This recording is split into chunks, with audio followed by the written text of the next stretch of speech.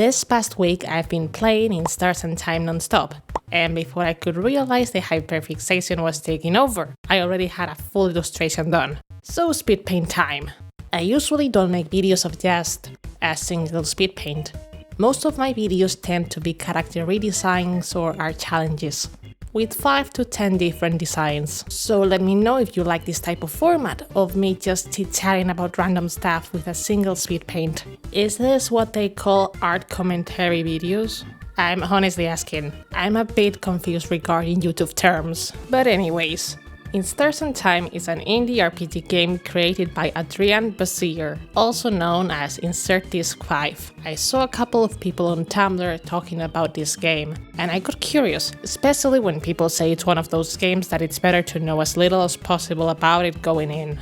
And yeah, after playing it, I can say those people were totally right. I'm gonna give a spoiler-free synopsis of the game, but if you wanna play like I did and don't even wanna know what the game is about, this is your chance to click out and don't come back till you had a chance to play Act 1 of the game. Anyways, In Stars and Time begins at the end of your main character's long quest to save the kingdom of Bogart from being frozen in time by an evil king. The protagonist, Siffrin, is a fun yet quiet traveler from a different country who ends up joining forces to save the kingdom and becoming allies of 4 other survivors. Mirabelle, a housemaiden fully devoted to the chains god. She is the chosen one blessed with powers to withstand the king's curse. She is sweet, caring, and extremely sensitive, and dare I say, baby. Like, look at her, she's so cute. Then we have Isabeau, the group's fighter. He's a nice and wholesome guy, extremely supportive, always making everyone feel at ease. Even if at first glance he might look like a himbo, he's actually very perceptive and intelligent. He just happens to also be very loud and a bit oblivious. Odile is a researcher who came from a faraway country. She's the oldest of the group, being in her 40s, while Siffrin, Mirabelle, and Isabeau are all in their 20s. She's sarcastic and a bit allergic to emotions, but she's an extremely loyal woman that cares deeply about her companions. And finally we have Bonnie, the gremlin child that tags along, taking care of the most important task, snack duty, while all the other characters fight. As I said, we are meeting all these lovable characters right at the end of their journey, the day before they're gonna face the king. And the game does a great job at immediately making you care for them.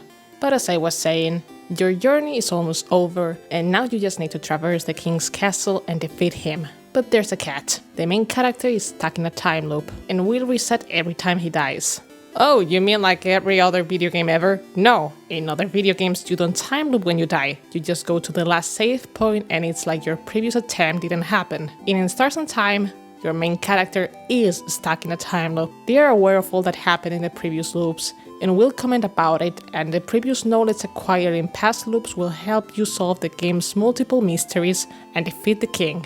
If I had a nickel for every time I got obsessed with a black and white time loop indie game whose main premise is killing a monarch or the world ends, I'd have 2 nickels. Which isn't a lot, but it's weird that it happened twice. So yes, I think this game has one of the best uses of time loops I've seen, especially in video games, and I strongly recommend experiencing it by yourself.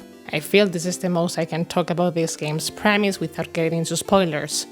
So now, I'll be talking about more technical stuff regarding the illustration I made. Oh, but do stick till the end. I've organized a small fan-dub of one of the initial scenes of the game, so you might want to watch it. Regarding my own illustration, my art style is very colorful, so it was fun and challenging to do a black and white illustration, focusing on the contrast and composition above anything else. I also tried my best to push the stylization a bit further and to give them all unique features. I love drawing diverse casts of characters. As a character designer and illustrator, it's just more fun. And the main cast of In Stars and Time have all different body types, age ranges, ethnicities, genders, so yeah, I had a blast drawing them. However, I must mention that my style and the game's style are completely different. You can see it yourself, so I had to take some liberties. Most of the characters in the game have extremely round faces, and for the sake of diversity and avoiding same-face syndrome with my versions of them, I did some modifications, like my version of Odile has a much longer and sharper face, while Isabeau's is slightly more squarish. Oh yeah, and I gave everyone noses. I knew I needed to add some extra lighting to make everyone stand out from each other, so I added some tiny little stars as a primary light source, and I think it makes it look very nice and cute. I also added some rim light coming from the character in the background. I'm not talking about them. But yes, only some finishing touches left and the illustration would be ready. So now is the perfect time to show the little fan-dub me and some other artist friends have worked on. Enjoy! Siffrin! You are here. We were waiting for you. Let's go inside. I am so hungry. You're pretty hungry yourself. I brought back a bunch of food. Let's go, let's go. Whew, bonbon. That was delicious. You keep getting better at cooking Boniface. Those samosas were delicious. Really? It wasn't bad? You liked it? I mean, of course it was delicious. I'm a master cooker, you know? Chef. I'm a chef cooker. That was the perfect meal, Bonnie. We'll all sleep well tonight and be full of energy tomorrow. It was almost too much, to be honest. I don't think I could move. Was it too much? You could have eaten more. Oh, Sif, are you still hungry? Friend, you ate a lot, huh? You like my cooking a lot, huh? Here, have some more food since you're so hungry and like my cooking so much. Bonnie gives you 1 carrot slice. How can you still eat? How can such a small body eat that much? I'm a growing kid. A growing kid that drinks alcohol? You're older than most of the people here. You wink cutely. Everyone, can I say something? What's up, Mira? We've all been traveling together for a while now. It hasn't always been easy, but meeting you all, traveling through the guard to get the orbs needed to open the house's gates again, there's no way I could have done it alone. I want to say thank you for coming with me this far. But tomorrow, we'll go and fight the king. Someone who has thrown Valgard into stillness and silence. Someone who has now frozen almost all of Valgard in time. I'll do my best to make sure that this doesn't happen to any of you, but if you don't want to come, if you want to go back home, I would... Kind of late for that, Mirabelle, isn't it? I know, And by that, Madame Odile means that we're with you. Of course I do. We've come this far after all. Did you really think we'd leave you behind? Let you go alone? We'll follow you, Belle. We'll help. Don't worry. We'll stay with you, Mira. You'd never let her go alone after all. Oh, thank you. Isabeau and Bonnie hug Mirabelle tightly, while you and Odile stand a bit apart like always. This is when the audience in a theater would say, "Aww." Let's go to bed. We have a big day tomorrow. Indeed, then good night, everyone. Good night.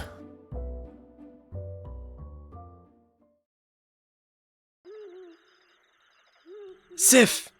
Hey, Sif! Siffrin! Sifferuni! Isabeau is whispering your name. Turn around and listen. Sorry to wake you up. I just have to tell you something, if that's okay. He dares to interrupt your beauty sleep. He knows you value your sleep, so this must be important. You nod. Okay. Then I shall tell you the thing. The thing I woke you up to tell you. Okay, so the thing I have to tell you is that I don't have anything to tell you right now, but I will when we beat the king tomorrow. Okay? That's so ominous, Isa. It's not meant to be.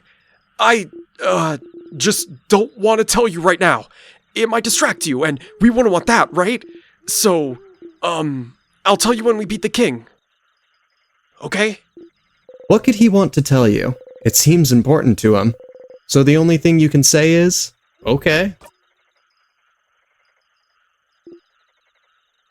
Okay. Some people are trying to sleep. Yeah, Isabeau, some people are trying to sleep. Close your mouth and sleep. You close your mouth, housemaiden! You're gonna wake up Dame Odile! I'm already up. And if the noise continues, I will stand up.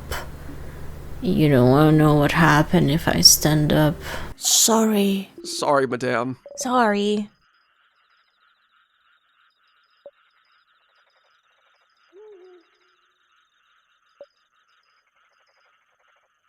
Good night, Sif. You feel safe surrounded by all your friends. You fall asleep.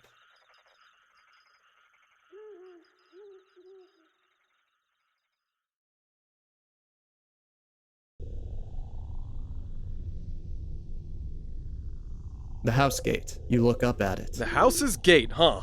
It's bigger than I thought. So scary. It really is locked shut.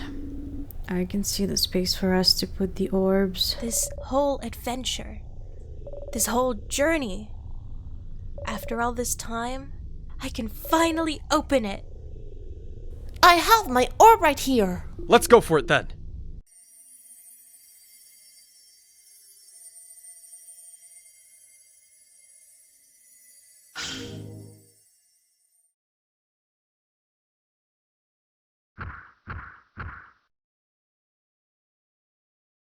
Thank you so much for watching. I don't know if I convinced you to play the game, but it sure was fun to talk about it. And a double thank you to my friends who voice acted the characters from the game. Porter was here, Fang Fury, Seldrake, and Tentaco. They are not only great artists, but they are all on YouTube. So if you're not subscribed to them already, I'll be leaving links to their channels in the description so you can check them out after this. Hope you liked the video, and as always I encourage you to leave your opinions on either the game, my artistic rendition, or both. And that's all for this video. Bye! Damn, now I really want to talk about Slay the Princess.